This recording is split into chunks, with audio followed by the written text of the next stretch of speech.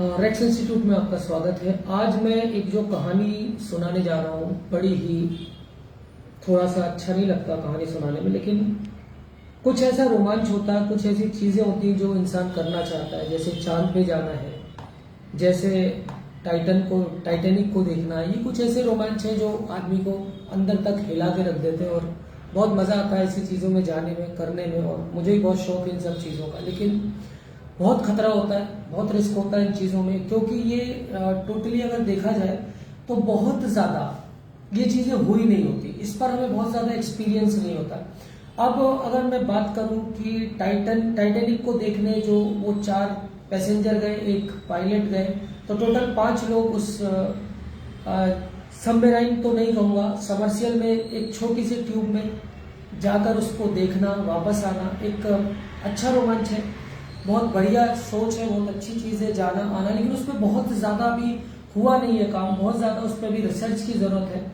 और उस पर क्या घटना घटी वो चीज़ मैं आपको बताऊँ, और क्या पॉसिबिलिटीज़ है क्या उनके बचने की, ये भी मैं आपको इस कहानी में सुनाता हूँ। तो सबसे पहले वो 5 लोग जो उस समर्सियल में सवार हुए, और जो वहाँ से जो सफ़र स्टार्ट हुआ, सफ़र तो कुल 7-8 घंटों का ही था, लेकिन एक अनंत सफर में बदल गया। और सबमरीन से अगर हम इसे कंपेयर करें, जिसमें सैकड़ों लोग होते हैं, बहुत मजबूती के साथ बनाई जाती है, बहुत ज्यादा ऑक्सीजन होता है उसके अंदर, और उसमें नेविगेशन का प्रॉपर होता है, वो आत्मनिर्भर होती है।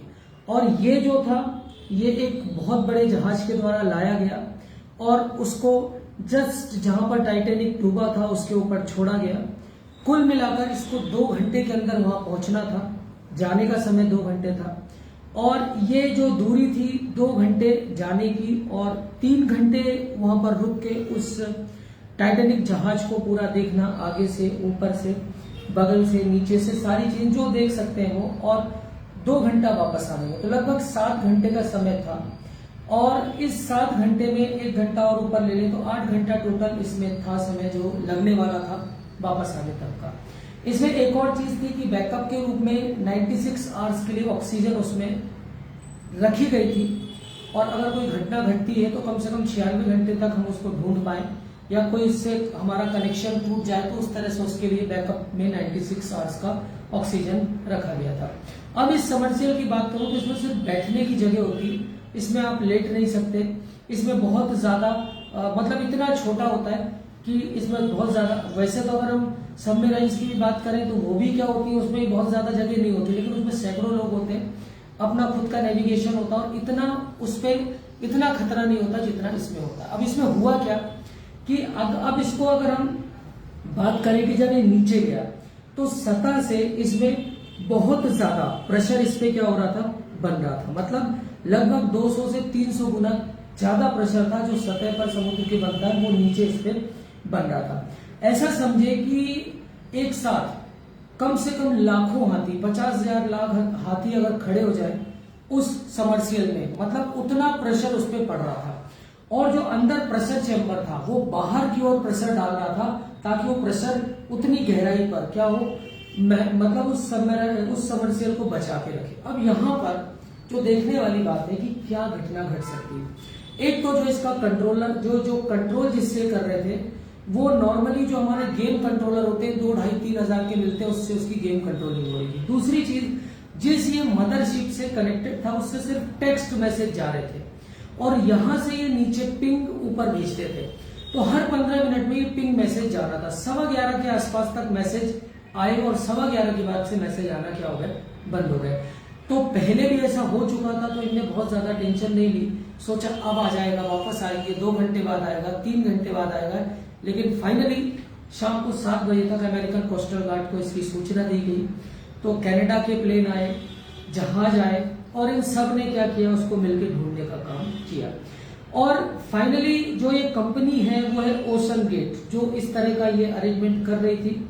1912 में टाइटैनिक डूबा, और 22 जून 2023 को वो समर्सिबल डूबा। उससे 500 मीटर आगे जहां पर वो गो था, उससे 500 मीटर आगे इसका मलबा मिला, और आखिरकार वो 5 पैसेंजरों की जो उम्मीद थी 4थे-5वें दिन वो भी जाती रही, और मलबा मिला, और ये मलबा कंफर्म हुआ कि वो 5 लोग वहां पर अब जीवित नहीं। अब हुआ क्या, हुआ ये कि जो प्रेशर चेंबर था, यहाँ से प्रेशर बना रहा था और ऊपर से जो प्रेशर लग रहा था वो लग रहा था, वो छोटा सा कैप्सूल, अगर उसमें एक बारीक कहीं से सुराग भी हो जाए या कुछ भी, वो कहीं से थोड़ा सा भी अगर उसके नट बोल्ट ढीले पड़ जाए, तो मान लीजिए कि जो पूरी हवा है, जो पूरी एयर वो बाहर निकल जाएगी और सेकंड के मिली सेकंड्स में वो पूरा ऐसे जाकर चिपक जाएगा। तो एक चीज अगर मैं बात करूं, जो मृत्यु हुई होगी, आगे और सब चीजें जब ये चीजें आएंगी तो निकल के आएगा, तो वहां पर जो मृत्यु या डेथ हुई उसमें मरने वालों को पता भी नहीं चला होगा, एक पेनलेस मृत्यु हुई होगी, ये चीज कंफर्म है। वहां पर इंपल्सन हुआ, एक्सप्लोजन नहीं हुआ। एक्सप्लोजन बाहर की ओर होता और इंपल्सन अंदर की ओर जाकर पूरी चीज चिपक गई, क्योंकि ऊपर से प्रेशर पड़ रहा था और जो प्रेशर चेंबर था, सुराग के कारण या क्या गड़बड़ी के कारण वो चीज हुई, या बहुत मुमकिन है कि टाइटेनिक के मलबे में ये चीज, मलबे में वो सबमर्सिबल फंसा हो, तो इस तरह की कोई भी चीज उसमें हो सकती है। तो उसके बाद वो 4000 फीट की गहराई में थी, सतह के मुकाबले 296 टाइम्स उसमें ज्यादा क्या पड़ रहा था, प्रेशर पड़ रहा था। और ओशन गेट कंपनी को अब सोचना चाहिए कि इस तरह की चीजें करने से पहले या कराने से पहले सिक्योरिटी बहुत ध्यान देना चाहिए सिक्योरिटी पर। 18 जून 9:30 बजे कनाडा, यूएस, इन सब के हवाई जहाज आए और इन्होंने ढूंढना चालू किया और ऊपर एयर में उसका मलबा ढूंढने की ऊपर से कोशिश कर रहे थे। टाइटन शिप के मलबे से 500 मीटर की दूरी पर वो क्या हुआ, पूरा उसका मलबा मिला। और ये चीज जो ढूंढ पाए, ये यूएवी, एक यूएवी जो पानी के अंदर जाता है, उसने जाकर, ये भी रिमोटली ऑपरेटेड होता है, इसने जाकर उसको क्या किया, उस जो उनका जो पता लगा पाई, वो यूएवी लगा पाई। और ये जो चीज थी ये बहुत धक्का देने वाली थी, क्योंकि वो बहुत पैसे वाले लोग थे। खैर, मृत्यु किसी की भी हो, पैसे वाला हो या नॉर्मल हो, बहुत ही खराब चीज होती है। तो ये मलबा 500 मीटर आगे मिला।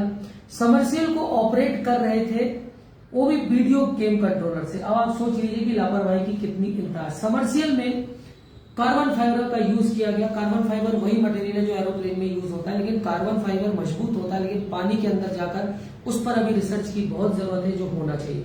18 जून की मॉर्निंग से ये चीज चालू हुई और अटलांटिक महासागर से शुरू हुई और वहीं पर ये कहानी समाप्त हो गई।